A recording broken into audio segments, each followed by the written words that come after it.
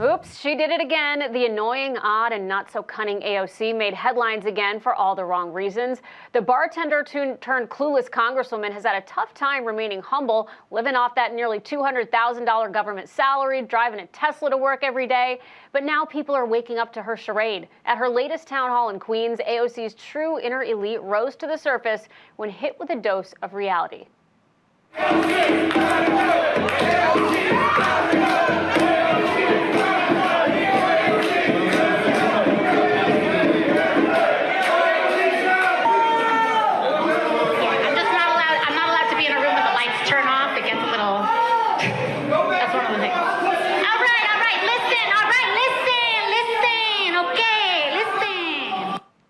Dancing and mocking constituents is as shameful and immature as it gets, but seeing how happy she was there all makes sense if you recall how AOC views dissent. Now, take note, if you disagree with AOC, it just means you're mad that you can't date her. You know, see, when you and I see a room full of fed-up voters, AOC sees a room full of people who want to take her home. Basically, that town hall was the Bachelorette midterm edition for AOC. Tina Forte is the Republican challenger that AOC is too scared to debate, and she joins me now. Tina, welcome. Hi, thank you for having me. Hey, so, you know, AOC may be part of the so-called Democrat squad, but I think you are the GOP answer to that squad. We are so glad to have you with us tonight. You know, this is the second time in a week that AOC was heckled at a town hall. So from what you gather, which way do these protesters lean politically, and why are they so upset? Well, she's out of touch with everyone. Her policies are the direct blame for what's going on in our streets and in this district.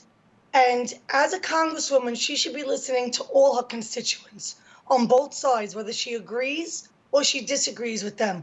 And what she did last night was a complete disgrace.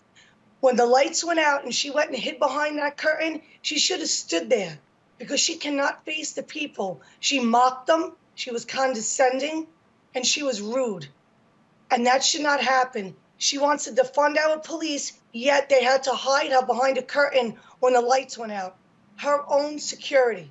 So she should have stood there behind the curtain because she's a useless congresswoman.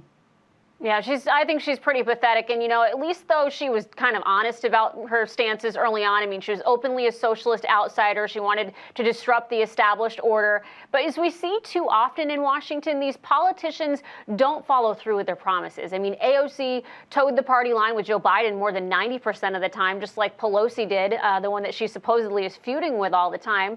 Why do you think, Tina, that is? And tell us what we can expect from you if you're elected.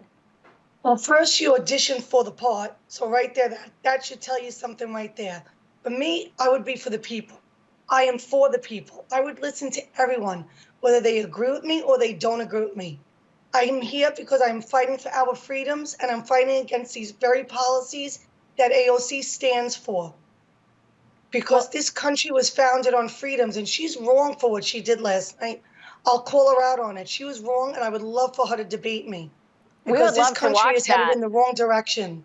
That would be an incredible debate, Tina, something I think a lot of our viewers would like to see. And, you know, we're watching New York very closely because, of course, the race for governor is heating up. We've got the RCP average of polls right now redefining the race between Hochul and Lee Zeldin as a toss-up in a state that hasn't had a Republican governor in more than 15 years. So can a blue state like New York be flipped red? And what are you seeing on the ground to indicate that?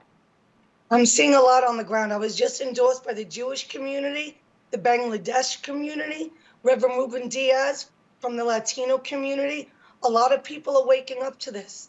They don't want this anymore. Democrats are coming over to the right. And like I said, Republican, Democrat, you have a hard time circling in that little law, cover it up and vote for the people with the correct policies that want to fight for our rights and our freedoms, that want to change what's going on. Because right now, you have Democrats. They run the House, the Senate, and the presidency. Are we better off now than we were 3 years ago? No. So we need change, and the change starts with the Republicans. Yeah, and that change is coming very soon on November 8th. I think we're going to see a lot of surprises on November 8th. I think we're going to see a lot of more deep blue areas turning red. Very much looking forward to that. But before I let you go, Tina, I'm sure that you've heard about New York's tent city for all the illegal immigrants that have been coming in. And it's amazing. They have it really great, if you ask me. They've got video games, phones, flat screen TVs, popcorn machines, all expenses paid, South American cuisine. I mean, it sure would have been nice to get some of these luxuries for maybe our homeless vets, but it just shows where the Big Apple's priorities are. I mean, talk to us about how you would work in Congress and with Mayor Adams, if need be, to address this situation. First of all, I'm an America First patriot, so Americans come first. I was the one that was at Orchard Beach on October 1st, and I declared it Adopt an Illegal Immigrant Month and Day, because 81 million strong, you voted for Biden, then you should have came to Orchard Beach and you should have adopted an illegal immigrant. The border needs to be closed, period. And as a congresswoman, I would not allow sanctuary cities. I will hold back federal funding to the states that push for sanctuary cities. And also, the border needs to be closed. Yeah, that's the kind of change that New York and this country needs. Tina Forte, great to see you. Thanks for joining us tonight. Thank you. Have a good night. God bless you. You as well.